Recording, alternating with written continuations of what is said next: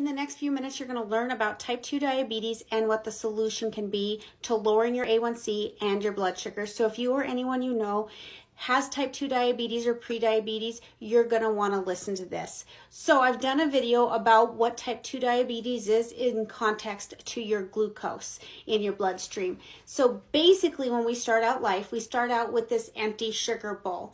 And over time, because we eat carbohydrates that are refined and we eat sugar, we start to fill up the sugar bowl. And over time, we overflow that sugar bowl. Now you can watch this video right here to learn more about that. Watch this video right here to learn more about that and how the sugar bowl analogy works. Type 2 diabetes is really an overflow phenomenon. It's an overflowing of glucose into the entire body.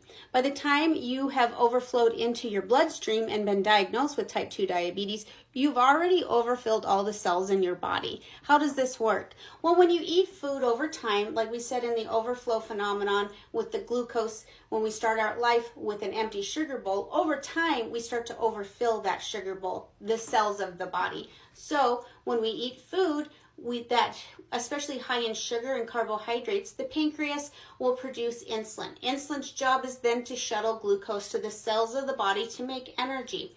Now, when we don't burn it off over time and we've overfilled that sugar bowl, like that analogy I showed you, it then says there's no more room. So the next time you go to eat and your pancreas produces insulin and goes ahead and takes it to the cell says, we don't have any more room.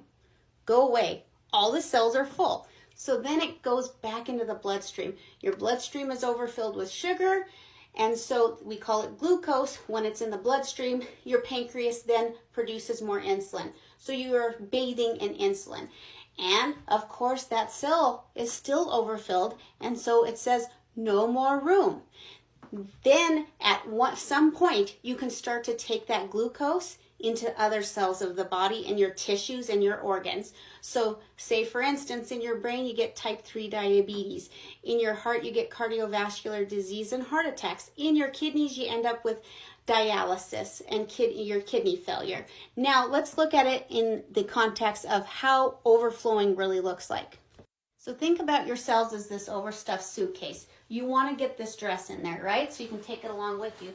But you can't zip it because you've overfilled it. There's no more places to go. So what would be the common sense thing to do? It would be to get rid of some of that so you can fit it in there. And it shuts. So when it comes to glucose, you need to burn off that glucose and get rid of it out of your body.